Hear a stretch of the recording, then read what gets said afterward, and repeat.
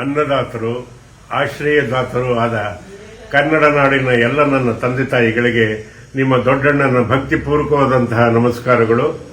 ನಿಮಗೆ ಒಂದು ವಿಷಯವನ್ನು ನಾನು ತಿಳಿಸಲೇಬೇಕು. ಏನು ಅಂದರೆ, ಇವತ್ತು ಬೆಳಗ್ಗೆನೆ ನಾನು ಹೇಳೋದಕ್ಕಿಂತ ಮುಂಚೆನೇ ಯಾರೋ ಅವಿವೇಕಿಗಳು ನಾನು ನಿಧನವಾಗಿದ್ದೀನಿ ಅನ್ನೋದನ್ನು ಫೇಕ್ ನ್ಯೂಸಲ್ಲಿ ಹಾಕಿದ್ದಾರೆ. ಅದು ಶುದ್ಧ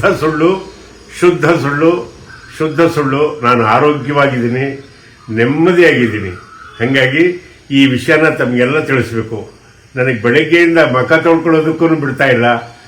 ಎಲ್ಲ ನನ್ನ ಪ್ರೀತಿ ಪಾತ್ರರು, ನನ್ನ ಅಭಿಮಾನಿಗಳು, ನನ್ನ ಬಂಧು ಬಳಗದವರು, ನನ್ನ ಮಕ್ಕಳು ಮೊಮ್ಮಕ್ಕಳು ಎಲ್ಲ ಫೋನ್ ಮಾಡ್ತಾಯಿದ್ರು.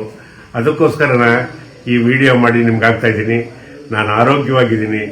ಎಲ್ಲಿವರೆಗೂ ನಿಮ್ಮ ಆಶೀರ್ವಾದ ಚೆನ್ನಾಗಿರುತ್ತೋ ನಾನು 100 ಕಾಲ ಚೆನ್ನಾಗಿರ್ತೀನಿ ಅನ್ನೋದೇ ನನ್ನ ನಂಬಿಕೆ. ನನ್ನ ಮೇಲೆ ಈ ರೀತಿ ಪ್ರೀತಿ ವಿಶ್ವಾಸ ಇಟ್ಟಿದ್ದಕ್ಕೆ ಎಲ್ಲರಿಗೂ ವಂದನೆ. ಆ ಕಿಡಿಗೇಡಿಗಳನ್ನಂತೂ ಬಿಡಲ್ಲ, ಬೆನ್ನತ್ತಿ ಅವರಿಗೆ ಒಂದು ಪನಿಷ್ಮೆಂಟ್ ಮಾಡಿಸ್ತೀನಿ. ನಮಸ್ಕಾರ.